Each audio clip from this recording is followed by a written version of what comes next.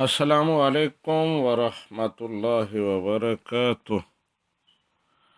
عقیل وقاص صاحب پاکستان کے شہر راولپنڈی سے پوچھتے ہیں کہ اگر مسافر پوری نماز پڑھے یعنی قصر نہ پڑھے تو شریعت میں اس کا کیا حکم ہے؟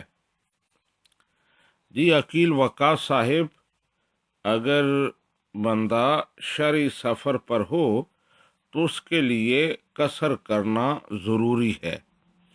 یہ رخصت نہیں بلکہ عزیمت ہے۔ اب جو شخص اس پر عمل نہیں کرتا یعنی قصر نماز نہیں پڑھتا، پوری نماز پڑھتا ہے، تو وہ اللہ اور اس کے رسول کی نافرمانی کا مرتکب ہوتا ہے، گناہ گار ہے، مستحق کے عذاب ہے۔ نبی رحمت صلی اللہ علیہ وآلہ وسلم نے ارشاد فرمایا، صدقۃ تصدق اللہ بہا علیکم فاقبلوا صدقتہ،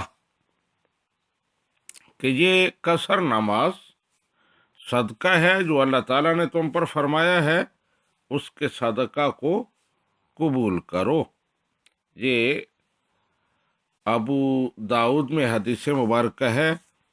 اب نبی رحمت صلی اللہ علیہ وآلہ وسلم حکم دے رہے ہیں، اللہ تعالیٰ صدقہ فرما رہا ہے، اب اس کو قبول نہ کرنا یہ بے نیازی، سرکشی اور نافرمانی کے زمرے میں ہی آئے گا، جو مسلمان کو زیب نہیں دیتا۔ ھذا ما فہمت واللہ ورسولہ اعلم بالصواب۔